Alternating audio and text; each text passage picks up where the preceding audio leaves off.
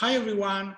Today we have Dilmer, an AR and VR expert, game developer. He uses iOS, Unity 3D. Is a really great game developer, and he is also a YouTube expert. He has also a full-time job or a real job every day. I noticed that he has 655 videos on his channel, and I have 655 subscribers. So we are almost the same. Yeah. How are you, Dilmer? I am pretty good. Thank you, Francesco. Appreciate it. Yeah. Okay. Let's introduce yourself to people who don't know you. Yeah. So, guys, I'm Dilmer. I'm a creator. I create augmented reality and virtual reality videos. I've been doing it for years, and 2 years so far, and I'm pretty happy to have met Francesco. He's been a great motivator for me. I always see him in Twitter talking to the community. So yeah, super excited to talk about my history as a creator, but also as a programmer. I've been, programming in so many languages and trying so many things. So it's been fascinating to go from creating games to now be teaching extended reality, to not even knowing how to program in the beginning in the first place. So it's been exciting. So really excited to continue and keep creating videos to to educate the community about augmented reality, because a lot of people, I think, when they hear AR, they hear VR, some of them think, oh, we're not like really close to get to that point, or some of them are like, okay, this is too complicated, this is too complex. And I think the idea that I have for the future is, teaching people to educate them that AR and VR are not as complicated as they can be, as long as you have use cases that you can use, to accomplish and solve real world problems, like, being colleague and be working remotely. So we're seeing a lot of that, people, working and using virtual reality experiences to work together across the world by using HoloLens, by using Oculus. So really, really excited about that, super passionate about it. I noticed that yeah, you make so many pictures with with that on. I see your passion. I see your passion also in your eyes. I see that. Yeah. So thank you, Francesco. Yeah. I'd like to know, maybe if you say a bit about your history, if you want. Sure. No. I'd love to know that. I really don't know that yet. Yeah. So I'm here to. Yeah. I hear you. Yeah, and a lot of people don't know. It's funny because I started working. I came to America when I was about 16 years old. I didn't speak English. I remember going to school and not even understanding what people were saying, or what the teachers were saying. Walking to math, and I remember going into high school and the teacher telling me, Dilmer, that's not the way that you solve problems here in America, because that's how you do the math. And anyways, I remember like having a really difficult time in high school and not having many friends. Coming from South America, I'm originally from Venezuela. So I lived there 16 years of my life, and I wasn't a really good student. I remember, having really bad grades, and I think it was because of the people that I was around, right? Like I came to America and I started meeting fascinating people that open up startups. I think it's always who you surround with. That's how you become. So I, finished high school. I was able to concentrate more because I didn't know a lot of people back then. And, I always really grateful for my parents to bring me to America, because without that, I don't think I would have been talking to you right now, Francesco, which is, it's a privilege. And to many of you guys that are listening to right now. So I started there, and then, became a really good student. The teachers were amazed by how focused I was in math and science. And then I went to college, and I didn't really know what I was going to study. I wasn't that guy that knew, oh, I'm going to go into computers. Even though I liked to use computers back then, I didn't really know. I had a computer since I was 12, and I was always, breaking the computers and deleting DLs because I didn't like the icon of the DL. And I would do all kind of weird things, and my dad would just always try to pay to fix the computer. And I felt bad because my dad, we didn't have much money back then in Venezuela, and it was really difficult. And so came to America, went to college. I got interested into computers, and for some reason, I got interested into C++. And I think it was fascinating to me that, you could turn code into something real. And I jumped into the C++ class, and I remember the teacher, on the board teaching how to do pointers. And yeah, one of my I've passed through that in the university. So yeah, he taught me how to use pointers, and I remember the first assignment was like, you have to guess a game, right? Like you have to guess a number. We all did that. You done that, right? And yeah, like a lot of that was difficult for me because I never programmed in the past, and then I failed that class. I didn't actually pass that class. I didn't do well, and I know a lot of people don't expect that from me saying that, but I didn't do well in that class. But then I got a job as it was kind of like a helper for an account manager. So he started teaching me how to use Excel and automating the Excel to do different tasks. And funny enough, I met a programmer that was working in that company back then. I looked at his screen. I was fascinated by programming. Went back to college. I took the C++ class again. I passed the class. I aced the class, and I really started to get to a point where I really got fascinated from programming because I was more focused. So yeah, I just finished up that programming class, took a computer science, graduated with a computer science from college, then went to university, graduated, and I think by that time I already had a job, and then went back to that company that taught me automation, and I met the developer. So in that company, I was given the privilege to work as a junior developer. So that was my first job really as a programmer and working with other people. And I think the dynamics of communicating and building a tool is what inspired me to do a lot more. But I didn't want to do just backend programming. Like I really enjoy backend programming. I still do it in some of the things that I do. But I got fascinated by the UI. I got fascinated by making things pretty with code. Yeah. So down the lines, I started applying for other jobs. I wanted to grow and became a mid developer, became a senior developer. And I met a really good friend of mine who I still talk to, and he introduced me to mobile development. Back then, we were using things like, actually, there was a BlackBerry contest. So the idea was if you develop an application for BlackBerry, then you would get a BlackBerry for free. So my eyes just went, a free BlackBerry with code that I made. So I remember my first real app was called Movie Tracker. So what it would do, it was a competitor for Netflix.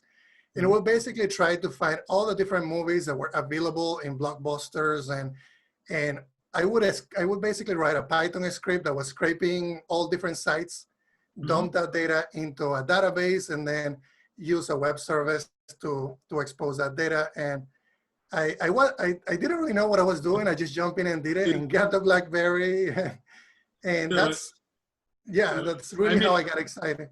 Yeah, it was quite ambitious, quite ambitious project. It was really ambitious. Like I wasn't considering authentication. I wasn't considering the proper OAuth, for security. And back then I was just using clear text, and I was just very naive. But I think sometimes being very naive is a really good thing, because you don't see the barriers, right? Like you don't see, okay, there's a big mountain that I have to climb in order to do that. You just climb the mountain. And I think that did it for me. I started working on that application, and then somehow I started working on many more applications from that point forward. Nice. No, this is really a great story. Yeah, great story. Yeah, and how did you get into AR, VR? Because I have heard that you said that you were really interested into UI. So maybe in the interaction between the man and the machine. So I think this is the key. Yeah. So once I finished working on that movie tracker app, I started working on other apps for the company that I was working on. So I kind of became this research and development person who would just try different technologies. And at the time, I'm like, oh, everybody's doing it. I think, and I was actually, it turned out that I was the only one that was doing that. I would try, PhoneGap came out, so I tried PhoneGap. Then I tried to do Xcode with Objective-C. Then I would try to do Android. I would try to do, so many different technologies. Alexa came out with the voice, and I would try to do that and see how that would work with the business rules and the business that I was working on back then. And so a lot of that started happening, and then a new guy came into the company, and he's like, Dilmer, have you checked out Unity? And I'm like, no, man, what is that thing? What is Unity for? And so he introduced me to it. I got super excited about it. I looked at it, and I'm like, holy crap, this is too difficult to use. Because I mean, you have these, these IDE, and there's code that you can write. There's a scene view, there's a play view, there's all these different objects, and it's scary. Yeah, it's scary. I started to get serious into programming with Unity, and I think we had all this experience of, wow, what is that? Yeah, in the beginning, it's really exactly, and you don't know, you don't know where to go, or to make it pretty, right? Like I didn't know. Okay, so I had this big thing, I put in the art, so now how do I put things together? So I basically just started experimenting from that point forward. And one of the things that I think helped me, and I always say this in my videos, and I tell people in TikTok as well, is if you want to learn something, and this is what I did, I started a project. So I'm like, okay, I want to learn how to use Unity in the full potential, like every single aspect of it. So what better way to start making a game?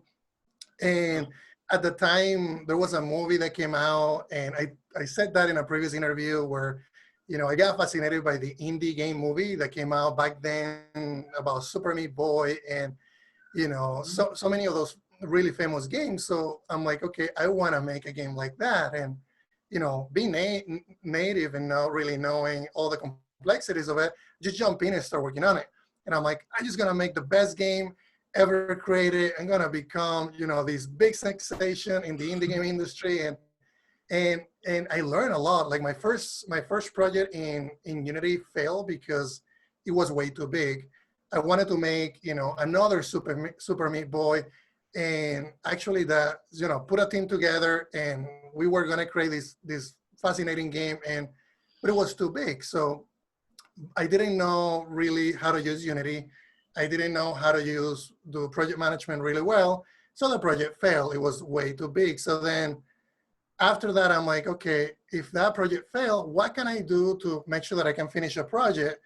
And so I decided to, and I was learning Agile at the time as well, at the work that I was in. So we brought in a consultant. He would teach us MVP. And I'm like, oh, minimal viable product. What an amazing idea. Like being able to finish something in a small amount of time. So decided to work on a game that wasn't going to take me more than 3 months. And that's the first game that I actually released. So I work on a game called Superstick, and then I work on this game called Cubix, which got featured in iOS and the Apple TV. So that's kind of how I got into Unity. So to answer your question, Francesco, how do you get into augmented reality and virtual reality? So I released all those games and, get them out, got really popular. And then I realized that, it's really difficult to make games. It's really difficult to do really well in the game industry. And especially with me having a day job and having a family. So I'm like, maybe I do games and I teach people at the same time. So that's when I started YouTube, and I'm like, when did you start YouTube? Because I don't know this. I think it was about 2.5 years ago. That's when I started working on YouTube, and my first video was it was how to get started with iOS development in Unity. So that video got really popular, where people didn't know how to archive a Unity build, push it to iOS and Android. So I would basically walk people through creating a certificate, signing the application, uploading it to Apple, and which is an ugly process. It still is. I've published just a little application on Google Play Store, and learning this process, it's really hard. Yeah, it took me also a bit of time because it's not really easy. Yeah, if you made a tutorial about that, it was really a great idea. Yeah, yes, Yep. yes. Yeah. Because maybe people, they create something, maybe a small game, that's fine. And then the process to deploy, to really deploy on the Google Play Store, on the App Store, it's different. I think that for iOS, it's even a bit harder, maybe. It is. It Maybe is. it's a Yeah. bit, yeah. I've never managed to do that. I'd love to do that because I have this application for Android, so I'd like to make the same for iOS. So yeah, maybe I'll check. Of course, Now I'll you check know. that Now video. you know where to start. Yeah, yeah, yeah. Thank you. Yeah. No, this is really interesting. Yeah, and so about the VR and AR, I've seen many of your videos. You do really a lot of videos. And currently, what are you working on? Yeah, just to kind of like continue on the story. So Okay, yeah. yeah, and it's going to align with AR and VR. So I finish up, learning Unity, and now, getting into AR and VR. I finished a game called Cubics, and AR was really early at that point. I'm talking about, I think I would say about 4 years ago. That's when, Unity started to work on AR and really push to AR. So they developed a plugin that at the time was called, I think it's called ARKit, the ARKit plugin for Unity. Oh, So I was one of the first ones to use it. So I incorporated the game that I released into the ARKit plugin. And as soon as I pulled that phone and as soon as I put the structure, because it was basically, my game was about solving puzzles with different cubes, and you have to arrange the cubes in a specific way. So I remember putting in the structure in my living room and just looking at it and saying, wow, this is amazing. Like, I can bring the real world, the physical world with the digital world, and I can actually get close, and AR has awareness of space, and it knows the planes. Like, that stuff it gave me chills because, we're now bridging, I'm super fan of movies like Minority Report, like Matrix, and wait a second. That's my favorite film. Minority Report. It's my favorite film. Amazing.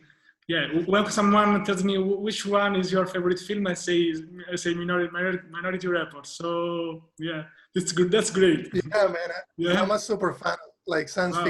fiction and aliens, like all those movies. And so yeah, so I looked at the physical world and I started playing around. So I got really fascinated into AR. So I started making videos about AR. At the time, I made a video about how to convert your application to an AR type application, even though it wasn't built initially that way. So that video did really well. Then from that point forward, Unity was working on AR Foundation. And when they released AR Foundation, people asked me, Dilmer, how do you learn AR? How do you learn VR? And I didn't do really proper training. I learned, and I know a lot of you, including you, Francesco, we are developers, so we have this gene that whatever we're assigned to, we figure it out. So we are self-taught people. So I download AR Foundation. I start using AR Foundation, and there wasn't a lot of documentation at the time, so I started reading the code because a lot of the code was available there. And that's pretty much how I learned. I just start looking at code. I start looking at the repository that they offer. I download all the examples. I start experimenting with various, techniques such as body tracking, where, the camera is actually detecting, your body and your face, where all the different positions about your body. And then I try face tracking, and then I try plane detection. I see. And I love the face tracking videos. Yeah, please go check the face tracking because I've watched them so many times because they're really, really amazing to watch. Yeah. I thank you, love that. Francesco. Yeah. Yes, yeah, and yeah. So you are saying that there is no magic, basically. We should already know this, that there is no magic behind.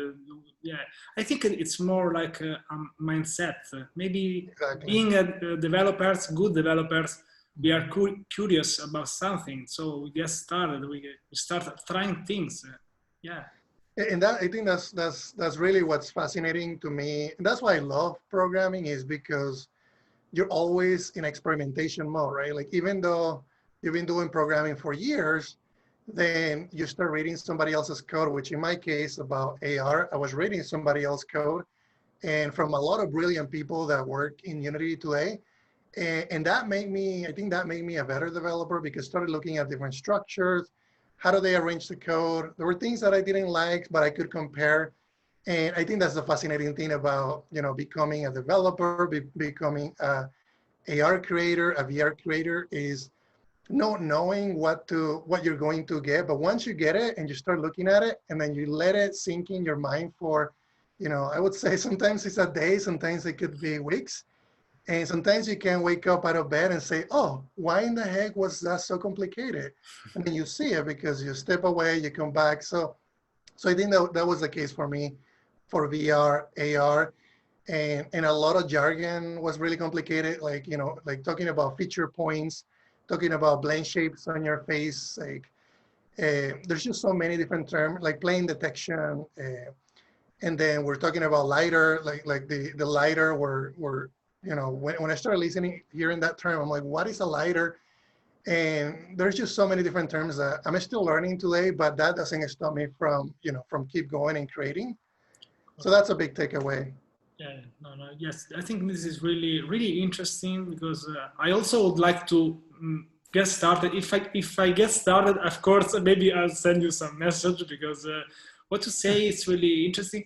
And yeah, I'd like to ask you also do you think that this point of time, at this time, we are getting really in a mature time for AR or VR, or there is maybe we have to start again from scratch, or do you think that there is a solid base? We have built a solid base, for example, for Unity or whenever you want, whenever you know.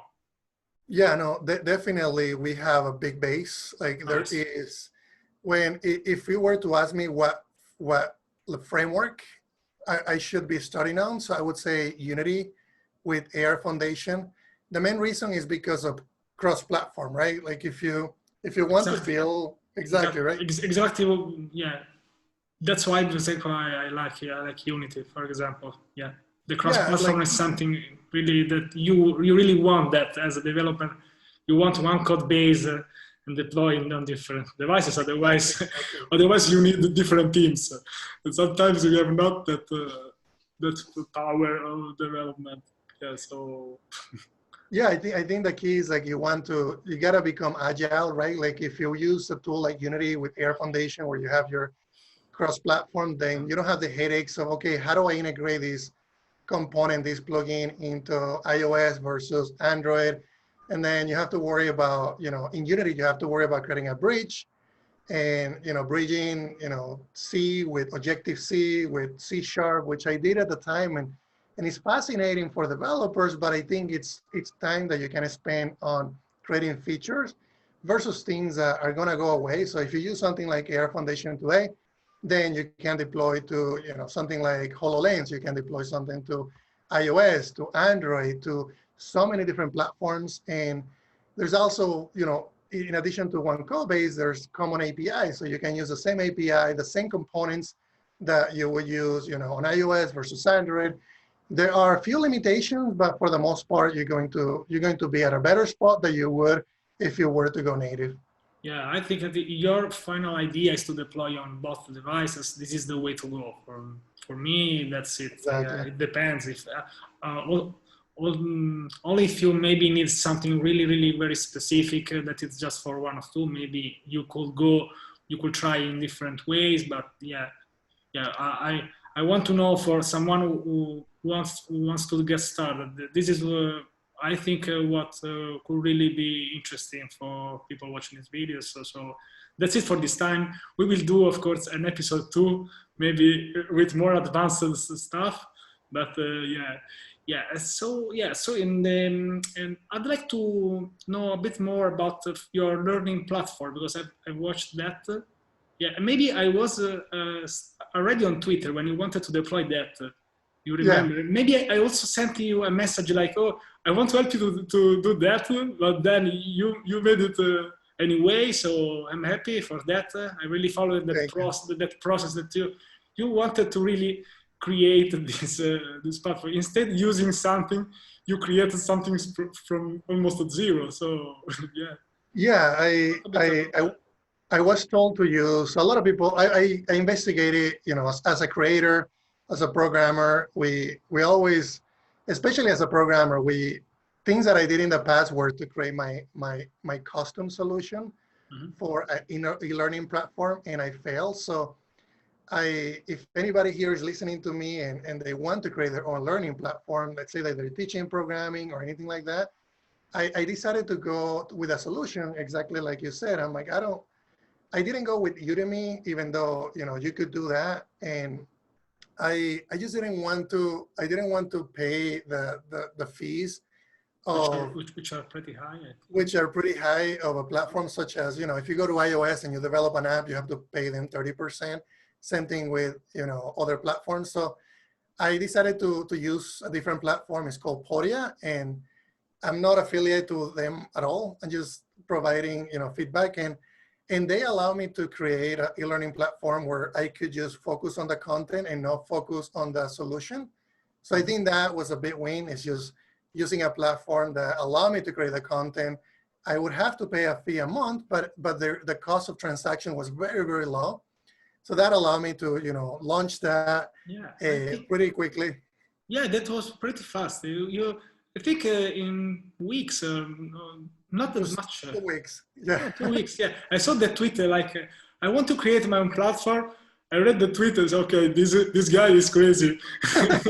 He's crazy enough that I sent you a message for that. That was pretty crazy. I remember my wife walking into the office and because I think one thing that works for me is announcing a date that is so difficult that I'm going to try whatever I can to do it. So that's what I did in Twitter. I announced when it was going to release. So I basically would just sneak into my office, cup of coffee next to me, and just go to work and nonstop until I got to that, you know, to that release point. So it was pretty crazy. Yeah, you really can trigger yourself to do something. You know how to trigger yourself. Exactly. This is really a great skill. Yeah, I love that. I don't have still that skill. I think that I'll try in the future. But yeah, announcing something that then you have to do that. It's pretty crazy, but I think this can work if you are already maybe a content creator, because I'm kind of new in content creation, so I'm start getting addicted. But yeah, I need that. Welcome to the team, Francesco. It's and now I really understand all the effort that people put in doing this, and the passion that they put every day to do this. It's something really, really amazing. Yeah, I want to really give to them voice so they can make themselves to be known to other people, because sometimes I think sometimes I say that you don't one life is not enough, because maybe you want to watch content, then you have to create content, then you have the job, a wife. I don't know how you do that really. Yep. Now you will answer to me. That's why I invited you. I really want to know how you manage all this, because it's really amazing. Yeah. And we also, now just like to talk about the waking up part, because I think that we have something in common. So just 1 minute, because I love people who wake up early, and I always get that comment always that says, oh, you don't need to get up early to make stuff done. And I always repeat the same thing, you don't have to. This works for me. And every time I say, like I woke up at 4 a.m., good morning, I get this comment that you don't really need to do that. But I say that if you don't need to wake up at 4 a.m., that's totally fine. But sometimes I need to, because I like also to. It's more quieter. You can do exercise.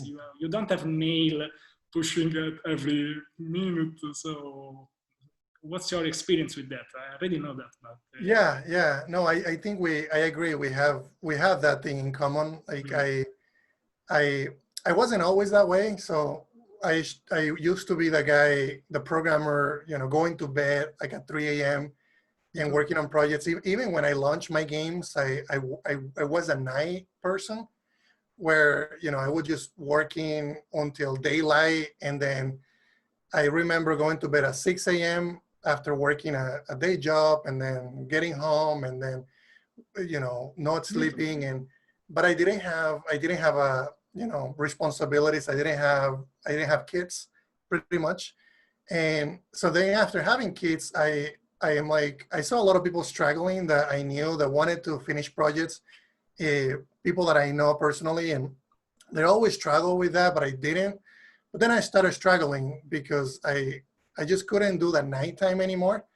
So I'm also a person that loves to exercise. I've been doing it since I was 16, going to the gym and running. And so I'm like, okay, I need to do something where I can actually produce and be more productive. And the nighttime is not working for me. So, I started listening to, motivator type videos, The Rock and Gary Vee, and a lot of these people that have been doing these things for years. And they all talk about the 4 a.m. routine. And I'm like, those guys are crazy. There's no way that I'm going to wake up at 4 a.m. I hate, waking up early. And so I try it, first day, I'm like, I was just super beat up. I just couldn't do it. And then next day, a little bit better. Next day, much better. And it got to a point where I had to do it if you did it for 3 days and you stop one day, then you go back to your old routine. So I did it for about 2 weeks, and then that kind of stayed as a habit. And now what I'm doing is about 2 to 3 days, I do 4 a.m. And the reason why I do that is because, like you said, Francesco, it's really, really quiet. I can get things done. I can exercise. So my routine is I wake up at 4 a.m., 2 to 3 times a day. I go to the gym, I run, I exercise. And I don't exercise just for muscles. I exercise for the brain and for the health. And that's one thing that I want people to do is not much for the physical appearance when you become a creator or programmer. It's more for getting your head away from everything, right? Disconnecting. I think that's the key. And so I do that, and then I come back, I exercise for like 30 minutes, come back to the office. I just open my Trello board, look at my sticky notes everywhere, and I just get to work. Yeah, no, I love this routine because it seems mine. So yeah, yeah. That's awesome. You're doing a great job. Yeah, and do you know? And that on this series I have a bodybuilder developer. There is one person. His name is Raf. He's really amazing. You can follow him on Twitter if you want. And sure. Yeah, he could connect the bodybuilding. So not just running, but bodybuilding itself with the development. And I love him to be connected with him because I think that it's important. We don't have all to do that stuff, but the idea to stick with exercise and development, it's important because, for example, I have been a volleyball coach for 20 years before being a developer. So I come from the sport world. So in the beginning, it was a bit hard for me to get started and we don't have to sit all day long on our chairs. Yeah, it's a bit maybe a stereotype of someone does this, but I don't think this is healthy. Maybe you can do this for 1 week, 1 month, but if you start getting this, you doing like that for years, you'll see that something bad on your body, I think. Yeah. Yeah, no, absolutely. I like you, Francesco, get comments. I remember tweeting about the 4 a.m. routine, and a lot of people attack me. Like a lot of people say, "Why are you doing that? This is not healthy." Yeah, they don't even ask which time you went to bed. It's just exactly. It's just bad to wake up at 4 a.m. You can't. And sometimes I just reply, "Oh, don't worry, this is just a scheduled tweet." So exactly. So I don't know. Yeah. If you're getting your 8 hours of sleep, I think 7 to 8 hours of sleep, it's great. And you're exercising, I think that is a healthy thing to do. Yeah, there's no problem, and I think that you can be a quite successful people without waking up at 4 a.m. But for me, it's helpful. So Definitely. I know maybe there are many actors that they woke up at 12 a.m. Yeah. and then they are very good at what do they do. I think that for mental activities like ours, for development, we need the quietness. We need to don't get so much distracted. There is so much distraction, and we need something that to, and we don't need to get quiet all day long, but maybe that 2 hours, I think they can make the difference. In terms of, because sometimes I also say this in the latest video that you have to do quality when you develop something. You don't, if you stare at your screen for 5 hours, it's not that productive. So in 2 hours, on 1 hour, you can do really good things.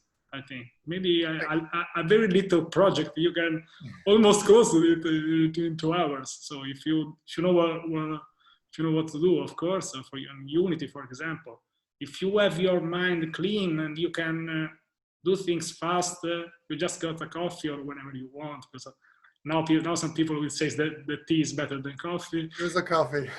My coffee is over there. And I think this is important. So we have a lot of things in common. So I like that. Thank you for coming here. I don't know what's the time, but I don't care. But thank you, because I think, and I also think that you found your niche, where you can give value to people. This is why people follows you. This is why I followed you, because thank you, Francesco. I know that you have a pretty solid knowledge in one topic. On one topic, I think you made the right choice to be focused on something and just not know a bit about anything. There could be maybe one period of our lives that we are choosing our path, so that's totally okay. But once you find that, for example, for me is all the DevOps and Docker things, Kubernetes, that's my niche, for example. And when you find your niche, you start making videos, you can write a book, you can create content about that, an article, whatever you want.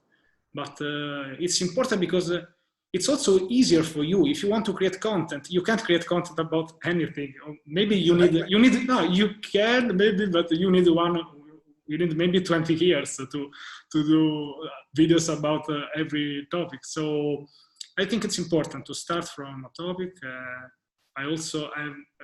Please watch the videos of Dilmer, because they are really amazing.